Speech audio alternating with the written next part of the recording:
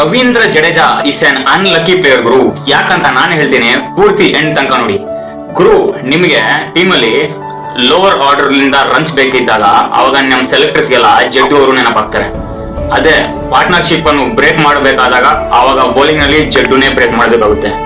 Test cricket ನಲ್ಲಿ middle order flap ಆದಾಗ ಅವಾಗನೂ ಸಹ ನಿಮಗೆ ಜಡೇಜಾ ಅವರೇ ನೆನಪಾಗ್ತಾರೆ. ಮತ್ತೆ ಫೀಲ್ಡಿಂಗ್ ನಲ್ಲಿ 100% ಎಫರ್ಟ್ಸ್ ಬೇಕಿದ್ದಾಗ ನಮ್ ಜಡೇಜಾನೇ ನಿಮ್ಗೆ ನೆನಪಾಗ್ತಾರೆ ಗುರು.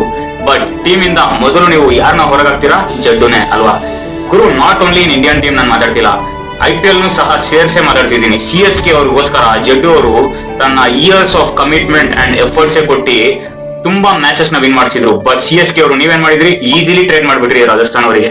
ಆಮೇಲೆ ರಾಜಸ್ಥಾನ್ ಟೀಮ್ ಅವ್ರು ಏನ್ ಮಾಡಿದ್ರು? ಜಡ್ಡುನ ಸ್ಟಾರ್ಟಿಂಗ್ ಮ್ಯಾಚಸ್ ಅಲ್ಲಿ ಡ್ರಾಪ್ ಮಾಡ್ಬಿಡ್ತಾರೆ. ಗುರು ಏನ್ ಮೋಸ ನಡೀತಿದೆ ನಮ್ ಜಡ್ಡುಗೆ ಅಂತ ನನ್ಗೆ ಅರ್ಥ ಆಗ್ತಿಲ್ಲ ಗುರು.